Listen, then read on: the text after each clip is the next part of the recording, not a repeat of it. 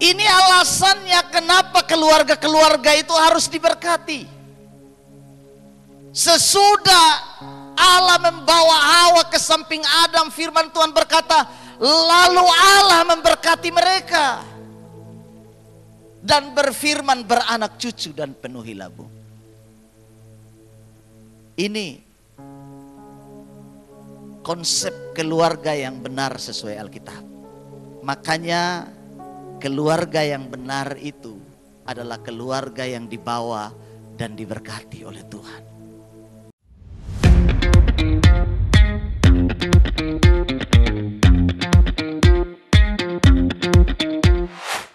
Silakan duduk Bapak Ibu, saudara-saudari sekalian.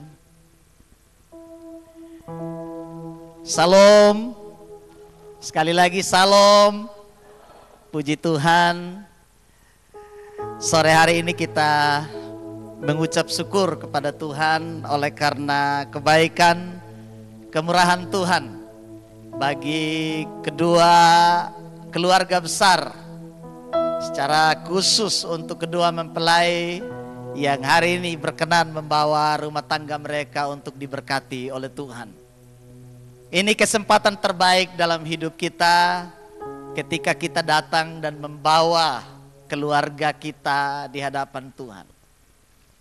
Tidak ada kebahagiaan dalam rumah tangga, tidak ada kebahagiaan terbesar yang kita dapatkan selain keluarga kita bawa di hadapan Tuhan dan kita izinkan Tuhan berkati keluarga kita. Oleh karena itu Bapak Ibu, saudara-saudari sekalian yang dikasihi oleh Tuhan, saya sangat bersuka cita hari ini menyaksikan peristiwa yang luar biasa ini. Oleh karena itu saya ajak kita semua sama-sama belajar kebenaran firman Tuhan yang kiranya kebenaran ini boleh menjadi pegangan, menjadi pedoman yang luar biasa untuk kedua mempelai yang berbahagia. Kita akan membaca firman Tuhan dari 1 Petrus pasal 3 ayat yang pertama hingga ayat yang ke-7. 1 Petrus pasal yang ketiga ayat yang pertama hingga ayat yang ke-7. Saya akan bacakan firman Tuhan ini untuk kita semua. 1 Petrus 3 ayat pertama hingga ayat yang ke-7 demikian bunyinya. Hidup bersama suami istri. Demikian juga kamu, hai istri-istri, tunduklah kepada suamimu, supaya jika ada di antara mereka yang tidak taat kepada firman, mereka juga tanpa perkataan dimenangkan oleh kelakuan istrinya. Jika mereka melihat bagaimana murni dan salehnya hidup istri mereka itu. Perhiasanmu janganlah secara lahiriah, yaitu dengan mengepang-ngepang rambut, memakai perhiasan emas atau dengan mengenakan pakaian yang indah-indah.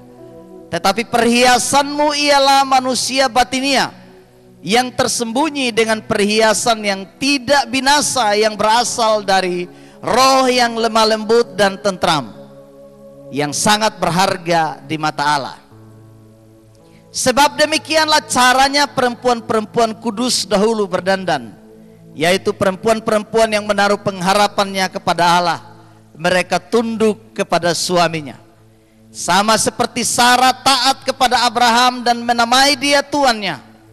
Dan kamu adalah anak-anaknya jika kamu berbuat baik dan tidak takut akan ancaman. Demikian juga kamu, hai suami-suami, hiduplah bijaksana dengan istrimu sebagai kaum yang lebih lemah. Hormatilah mereka sebagai teman pewaris dari kasih karunia, yaitu kehidupan, supaya doamu jangan terhalang. Amin buat pembacaan firman Tuhan ini. Bapak Ibu, saudara-saudari sekalian yang dikasihi oleh Tuhan, keluarga adalah lembaga pertama yang dibentuk oleh Allah. Sekali lagi, keluarga adalah lembaga pertama yang dibentuk oleh Allah. Itu sebabnya Allah sangat peduli dengan keluarga-keluarga. Allah sangat peduli dengan kehidupan suami, kehidupan istri. Karena apa? Karena keluarga itu adalah lembaga yang dirancang Allah. Lembaga yang diberkati oleh Allah. Pada waktu Tuhan menciptakan Adam dan menempatkannya di Taman Eden, Ia memberi nama kepada semua binatang-binatang yang ada di Taman Eden. Namun ketika sampai pada saat Ia melihat dirinya dan Allah memperhatikan Adam, tidak ada satupun yang cocok dengan Adam di taman itu. Dari antara semua yang dinamai oleh Adam di taman itu, tidak ada satupun yang cocok dengan Adam. Makanya Tuhan membuat Adam tidur nyenyak dan mengambil salah satu rusuk dan menciptakan seorang wanita dari rusuk itu. Kemudian Allah membawa perempuan itu kepada Adam dan Adam menerimanya. Kemudian Adam berkata, inilah dia tulang dari tulangku dan daging dari dagingku. Ia akan dinamakan perempuan karena ia diambil dari laki-laki. Demikianlah kedua orang itu disatukan oleh Tuhan. Dan di sini Bapak Ibu Saudara sekalian, firman Tuhan berkata, lalu Allah memberkati mereka, lalu berfirman kepada mereka, beranak cucu dan bertambah banyak serta penuhilah bumi. Itu sebabnya Bapak Ibu, kenapa keluarga Kristen itu harus diberkati.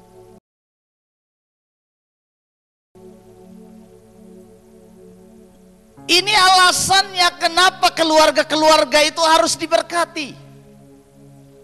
Sesudah Allah membawa Hawa ke samping Adam, firman Tuhan berkata, lalu Allah memberkati mereka dan berfirman, beranak cucu dan penuhilah bumi. Ini konsep keluarga yang benar sesuai Alkitab. Makanya keluarga yang benar itu adalah keluarga yang dibawa dan diberkati oleh Tuhan. Karena kita sedang melaksanakan perintah Tuhan. Bapak Ibu sekalian, lalu bagaimana selanjutnya ketika kita menjadi satu keluarga? Hari ini kita belajar apa kata Alkitab. Bagaimana caranya ketika kita sudah menjadi satu keluarga? Pesan yang paling pertama disampaikan kepada istri.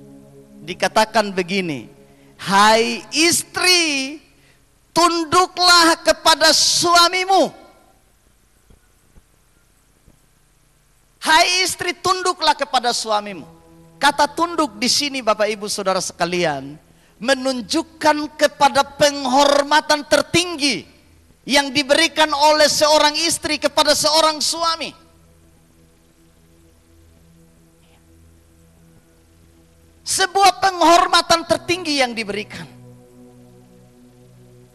Kenapa Bapak Ibu Saudara sekalian? Karena firman Tuhan berkata, suami itu kepala istri. Oleh karena itu istri harus tunduk kepada suami. Karena suami kepala istri. Kata kepala di sini Bapak Ibu sekalian, itu diterjemahkan dari bahasa Yunani dari kata kefale.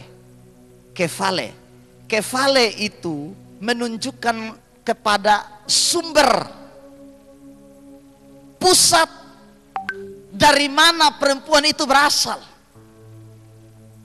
Perempuan itu berasal dari laki-laki. Jadi ketika suami disebut sebagai sumber atau kefale, Ia layak untuk diberi penghormatan, diberi penghargaan sebagai sumber. Tapi kata kefale di sini Bapak Ibu sekalian tidak menunjukkan kepada satu lebih tinggi, suami lebih tinggi dan istri lebih rendah. Tidak begitu. Kata kefale di sini menunjukkan kepada kesejajaran di mana keduanya berasal dari sumber yang sama. Jadi tidak ada di sini diskriminasi gender. Ya. Kalau suami disebut kepala lalu seenaknya suami bikin istri, tidak begitu Bapak Ibu sekalian. Kata kepala di sini menunjukkan kepada kesejajaran di dalam keberadaan karena mereka satu sumber. Hanya saja suami yang pertama dijadikan baru kemudian istri. Maka penghormatan itu diberikan kepada suami. Karena ia adalah sumber dari mana istri itu berasal.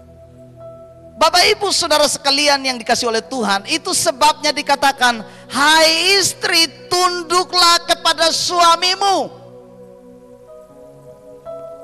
Ya, kepada suamimu. Bukan kepada suami orang lain. Iya, sebab banyak istri-istri sekarang kalau kepada suami sendiri tidak tunduk, tapi kepada suami orang lain tunduk. Ini yang repot Bapak Ibu sekalian, ya. Firman Tuhan berkata, tunduk kepada suamimu. Tunduk kepada suamimu. Sebab ada alasan di sini. Ada alasan di sini. Supaya jika ada di antara mereka yang tidak taat kepada firman, mereka juga tanpa perkataan dimenangkan oleh kelakuan istrinya. Ternyata di dalam kehidupan berkeluarga itu ada memang suami yang takut Tuhan, ada suami yang tidak takut Tuhan.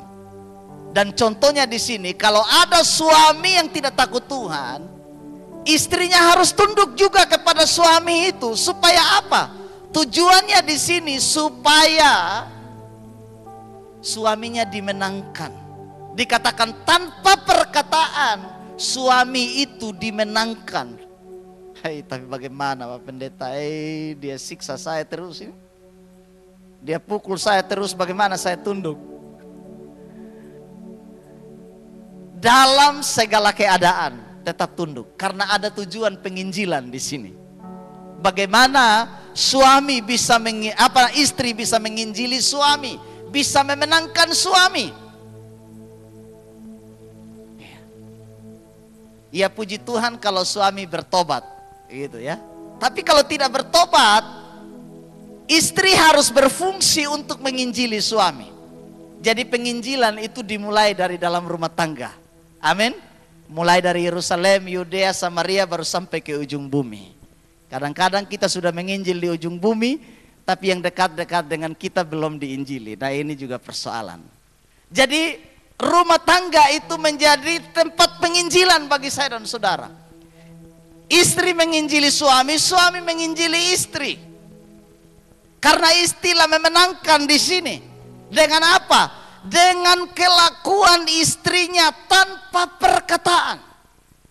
Lihat istri punya perbuatan saja sudah membuat suami bisa bertobat. Aduh, saya punya istri ini rajin sekali berdoa pagi misalnya.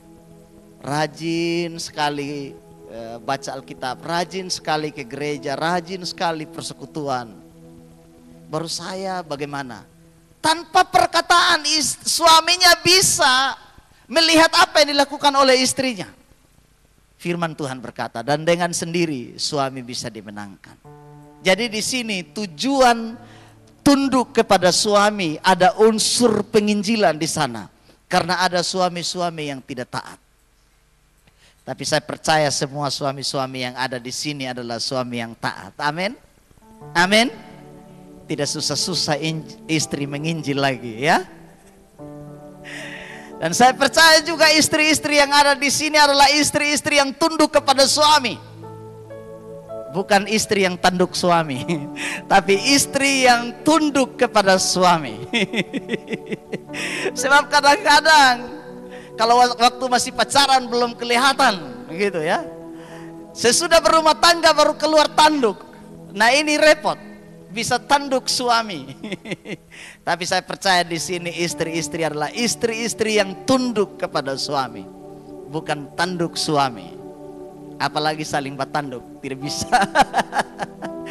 Bapak Ibu Saudara sekalian yang dikasihi oleh Tuhan, dikatakan jika mereka melihat bagaimana murni dan salehnya hidup istri mereka. Jadi seorang istri selain istri yang tunduk, juga istri yang saleh, yang memiliki kemurnian hidup, kekudusan hidup. Ada karakter yang baik yang harus dibangun oleh seorang istri. Jadi ketika kita hidup bersama sebagai suami istri, Bapak Ibu sekalian, itu di situ ada pengenalan yang luar biasa. Ada karakter yang diasah, ada karakter yang diubah. Ada sifat yang harus disesuaikan.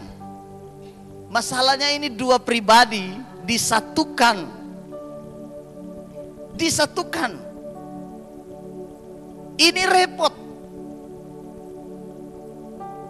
Satu dari Sumba Barat, satu dari Sumba Timur.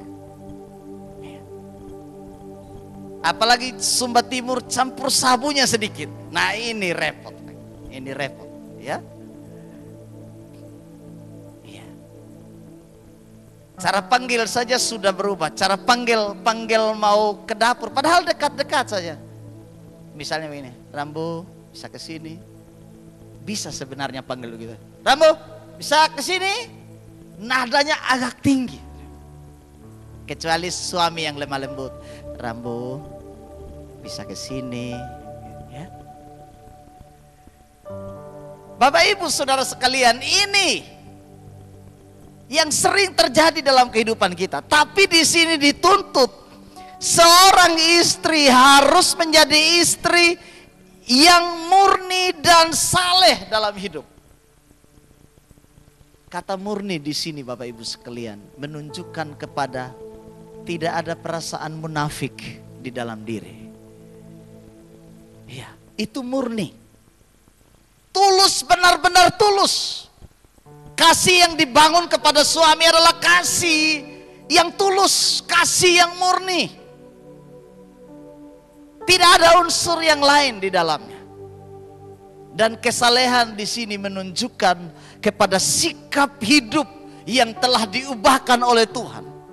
Kesalehan kita tidak bisa dapatkan dari usaha kita.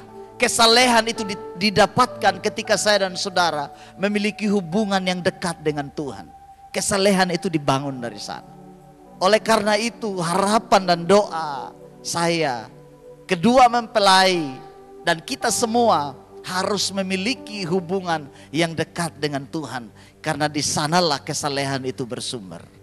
Bapak Ibu sekalian, di sini dikatakan perhiasanmu jangan secara lahiriah, yaitu dengan mengepang-epang rambut, memakai perhiasan emas dan dengan mengenakan pakaian yang indah-indah. Tetapi perhiasanmu ialah manusia batinia yang tersembunyi dengan perhiasan yang tidak binasa, yang berasal dari roh yang lemah lembut dan tentram, yang sangat berharga di mata Tuhan.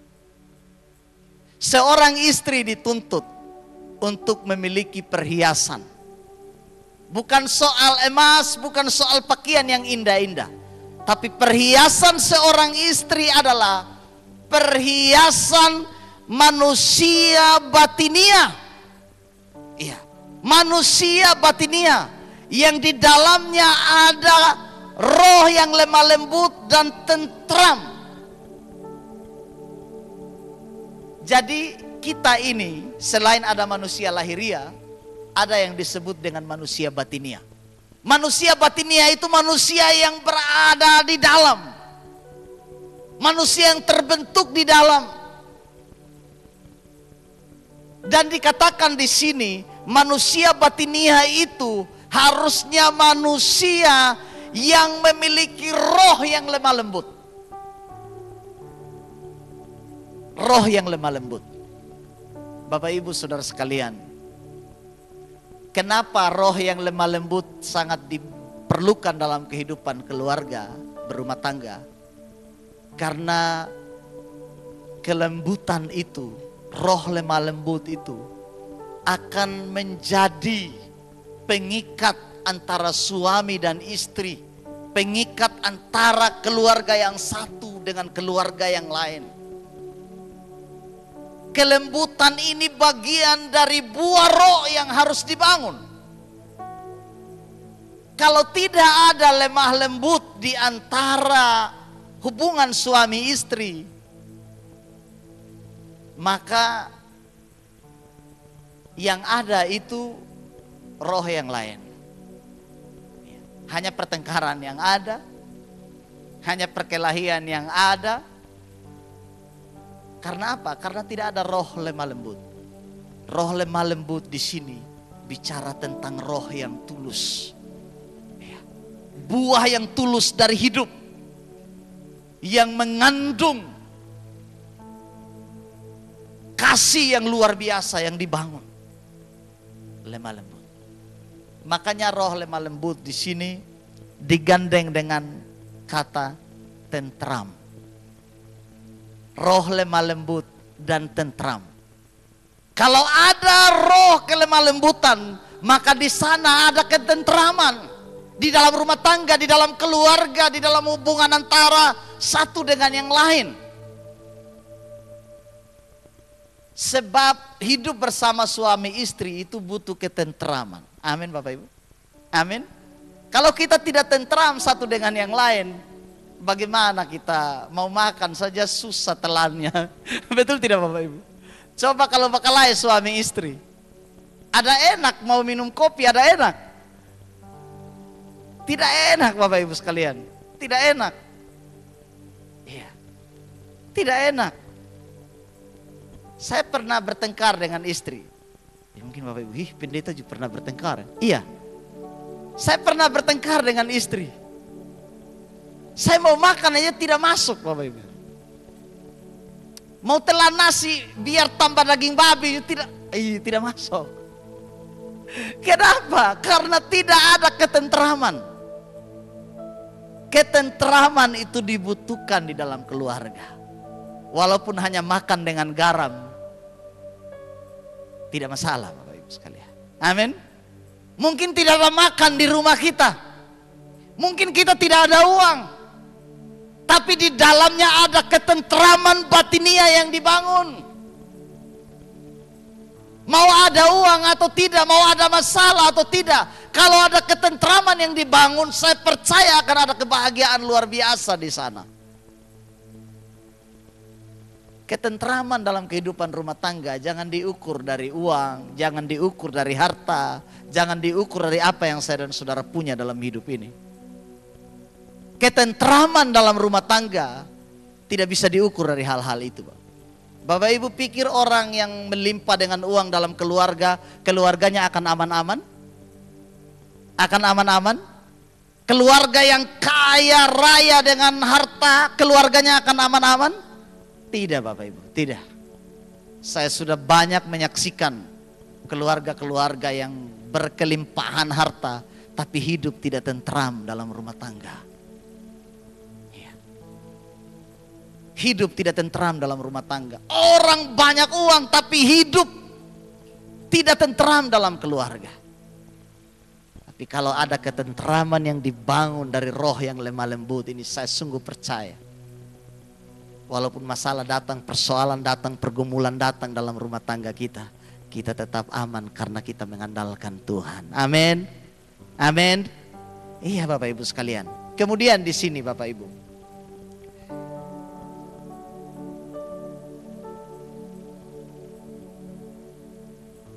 sebab demikian caranya perempuan-perempuan kudus dahulu berdandan, yaitu perempuan-perempuan yang menaruh pengharapan kepada Allah. Mereka tunduk kepada suaminya, sama seperti Sarah taat kepada Abraham dan menamai dia tuannya.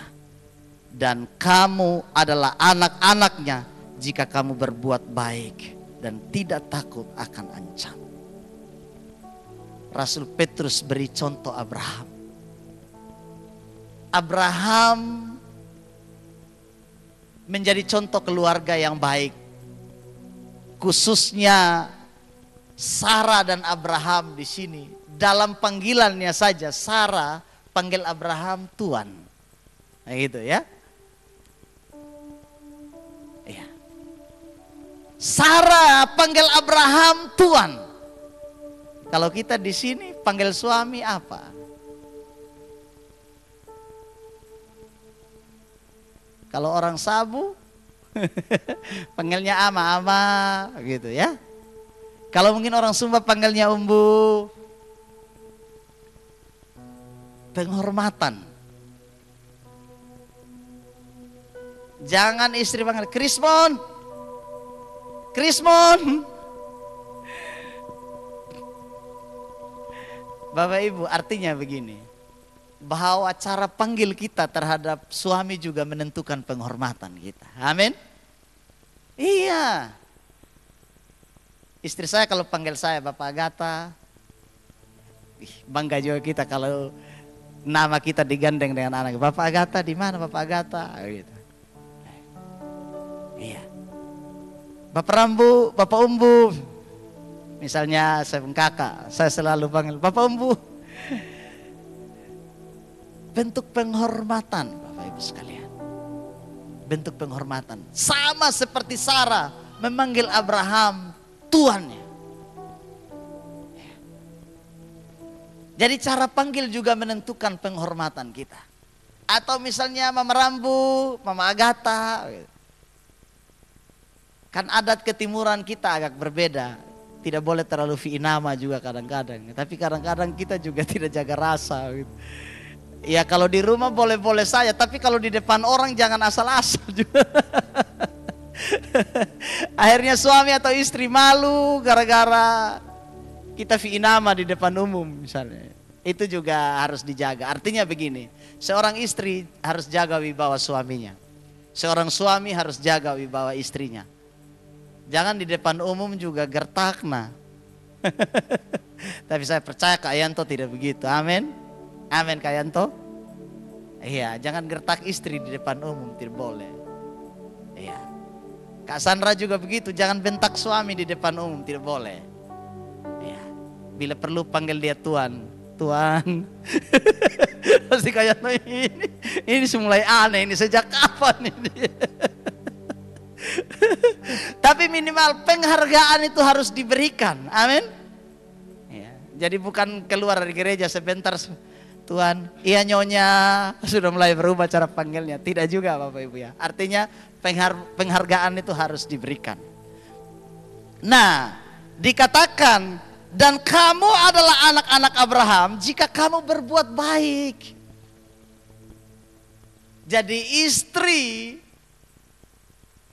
yang memiliki perhiasan manusia batinia selain murni saleh juga dikatakan di sini istri yang berbuat baik.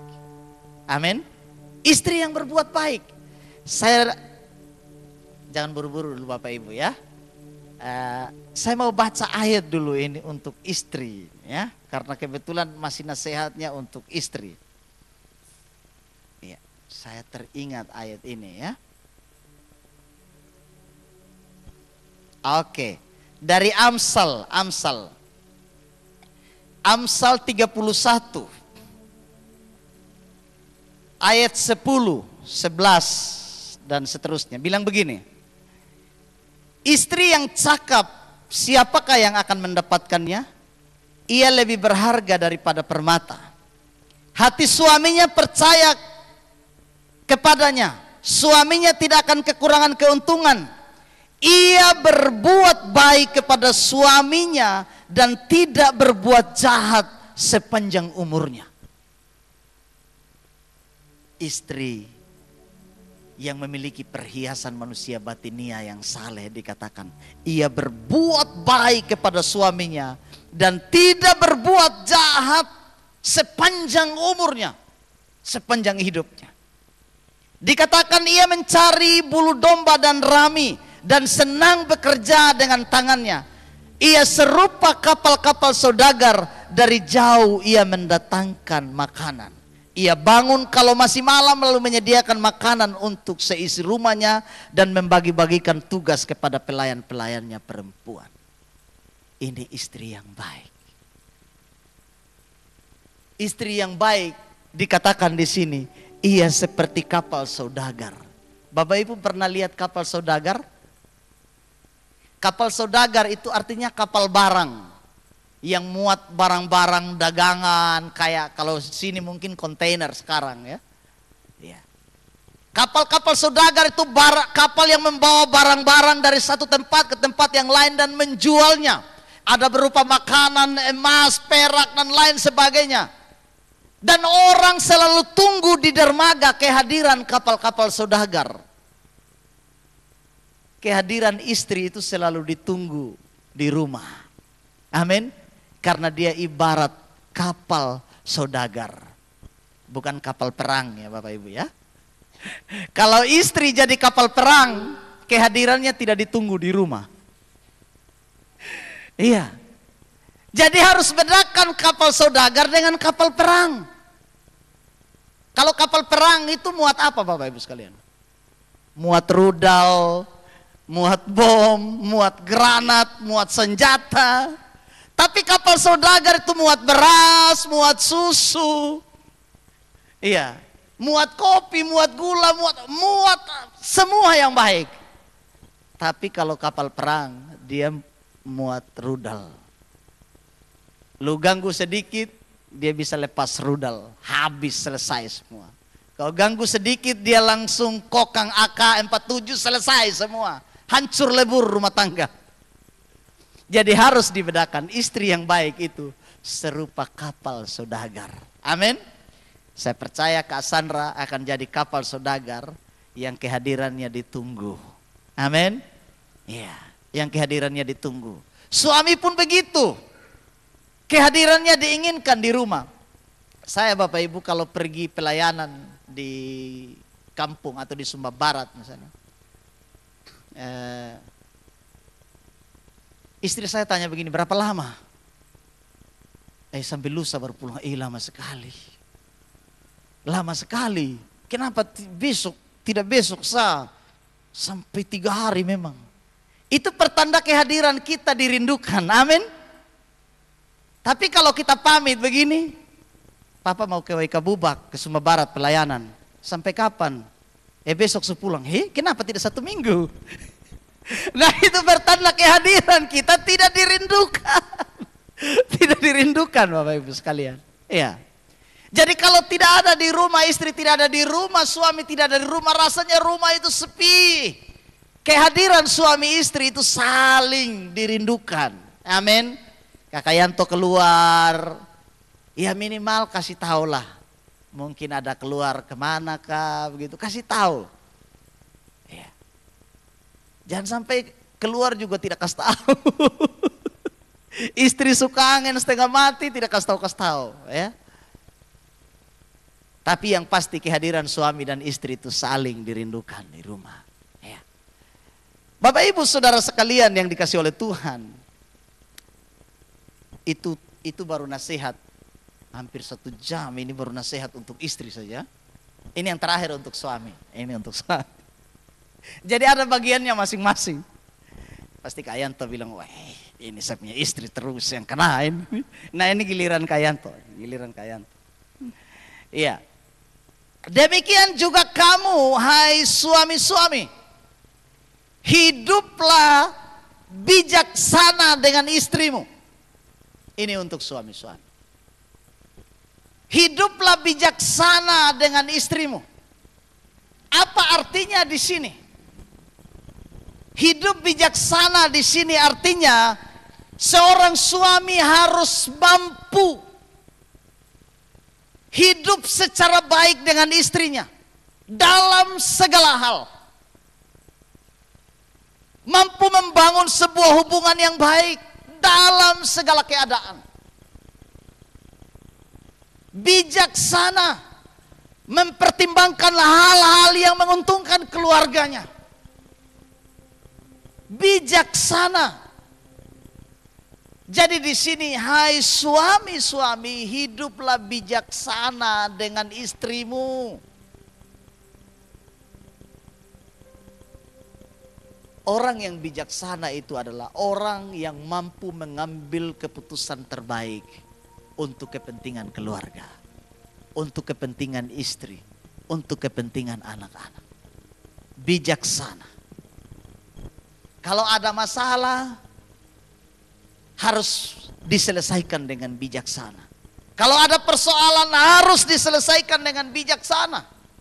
Sehingga dikatakan di sini, hiduplah bijaksana dengan istrimu sebagai kaum yang lebih lemah. Sebagai kaum yang lebih lemah. Kalau suami tidak bijaksana, Bapak Ibu sekalian, kita ingat istri kita ini, mereka lemah dalam pengertian begini. Istri itu lemah dalam soal fisiknya. Mungkin tidak sekuat laki-laki. Tapi ingat, perempuan itu lebih kuat dari laki-laki. Amin Bapak Ibu? Amin? Perempuan itu lebih kuat dari laki-laki. Perempuan itu dibuat dari tulang. Kalau laki-laki dari debu tanah. Tulang atau debu yang paling kuat? Tulang atau debu yang paling kuat? Tulang yang paling kuat. Jadi jangan macam-macam dengan istri, bahaya kita. Istri itu paling kuat, saya lihat istri saya Bapak Ibu sekalian. Ya bukan mau puji-puji ini ya. Mama Gata senyum-senyum. Dia lagi gendong anak saya yang masih kecil itu. Dia gendong sambil goreng telur. Satu orang tak gantung di belakang, satu orang gendong sambil balik telur. Saya hanya bayangkan ini kalau saya ini tidak bisa. Satu tak gantung di sini, satu digendong, baru ada goreng telur. Mana bisa suami? Dia sudah menyala kiri kanan di situ kalau begitu. Tapi istri luar biasa. Iya. Dia bisa sementara cuci pakaian, satu orang ada naik di kendok sini. Ada duduk di sini sambil cuci pakaian. Itu orang-orang yang kuat.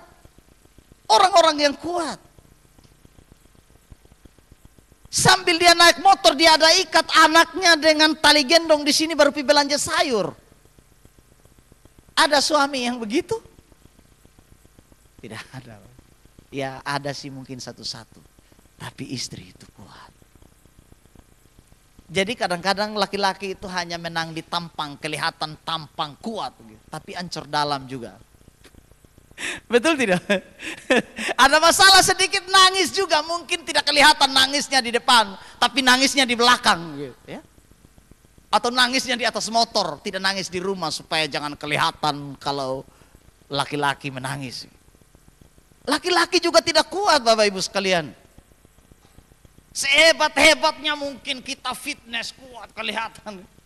Ada masalah sedikit menangis juga Bapak Ibu sekalian. Menangis juga. Makanya kita ini butuh penolong dan istri disebut penolong. Amin. Penolong atau yang ditolong lebih kuat? Penolong atau yang ditolong lebih kuat? Penolong lebih kuat, istri lebih kuat. Makanya kita cari istri, kita butuh istri karena mereka lebih kuat. Suami tidak bisa buat sendiri, makanya kita butuh istri. Jadi kalau kita kehilangan istri itu Bapak Ibu, kita kehilangan penolong. Kita kehilangan penolong. Makanya firman Tuhan berkata, hiduplah bijaksana dengan istrimu sebagai kaum yang lebih lemah. Itu yang pertama. Yang kedua, hormati mereka sebagai teman pewaris dari kasih karunia, yaitu kehidupan. Hormati mereka. Kata hormati di sini memberikan posisi yang tepat kepada istri kita sebagai istri. Bukan sebagai pembantu atau pelayan kita, bukan. Berikan tempat terbaik bagi istri kita di rumah. Bukan sebagai pembantu kita. Yang mungkin kita maki-maki, yang mungkin kita injak-injak, pukul-pukul, usir-usir. Tidak begitu Bapak Ibu. Beri tempat terbaik yang layak sebagai istri dalam rumah, yang mengatur segala-galanya. Dia juga memikirkan soal makan minum di rumah. mempersiapkan semua isi rumah, itu istri. Hormati di sini artinya beri tempat terbaik bagi istri kita. Perlakukan dia sebagai istri yang layak untuk dihormati. Sebab banyak suami-suami yang tidak memperlakukan istri sebagai istri mereka. Tidak menghargai, tidak mencintai dia, memperlakukan dia seperti orang luar gitu ya, di dalam rumah. Jangan Bapak Ibu sekalian. Mari, kebenaran firman Tuhan dikatakan, hormati mereka sebagai teman. Teman pewaris dari kasih karunia, yaitu kehidupan. Artinya bahwa kalau istri kita harus menjadi istri yang dihormati, dikasihi, karena mereka telah dikasihi juga oleh Tuhan, telah diberi kehidupan juga oleh Tuhan. Demikian pun suami telah dikasihi, telah diberi kehidupan oleh Tuhan, dan kita mewarisi kasih karunia Tuhan sebagai sesama teman pewaris dari kehidupan itu sendiri. Kemudian yang terakhir di sini Bapak Ibu, akibat dari suami tidak menghormati istri. Yang paling terakhir bilang begini, supaya doamu jangan terhalang. Kalau suami tidak menghargai, tidak mengasihi istri, tidak menyayangi istri, doamu akan terhalang. Saya baca ini saya gemetar. Ya. Saya baca ayat ini saya gemetar. Aduh, mungkin saja doa-doa kita tidak dijawab selama ini karena suami yang tidak hormati istri. Akhirnya doanya terhalang. Doanya tidak didengar Tuhan. Doanya tidak dijawab Tuhan. Oleh karena itu suami-suami, mari hormati istri kita supaya doa kita dijawab Tuhan. Amin. Amin. Sebab suami itu teman doa kita. Suami itu sahabat doa kita. Istri itu sahabat doa, teman doa bersama kita. Kalau suami tidak suka berdoa, kalau istri tidak suka berdoa, ajak dan doa sama-sama. Bangun mesbah doa di dalam rumah tangga secara bersama-sama. Supaya benar keluarga kita menjadi keluarga yang diberkati Tuhan. Amin. Ya, saya percaya Kak Yanto menjadi imam yang baik bagi keluarga, bagi istri dan anak-anak. Ya. Harus supaya doa kita jangan tidak didengar Tuhan ya. Kita rindu doa kita didengar Tuhan. Oleh karena itu di sini Bapak Ibu Saudara sekalian yang dikasihi oleh Tuhan. Apa yang menjadi pesan kebenaran ini bagi kita? Menjadi pesan yang sungguh luar biasa yang mengingatkan kita semua, secara khusus kedua mempelai sore hari ini. Kelihatannya agak tegang sekali ya, kedua mempelai tegang sekali dengan khotbah hari ini. Tapi ini adalah nasihat terbaik yang disampaikan untuk kita sore ini. Oleh karena itu Bapak Ibu Saudara-saudari sekalian,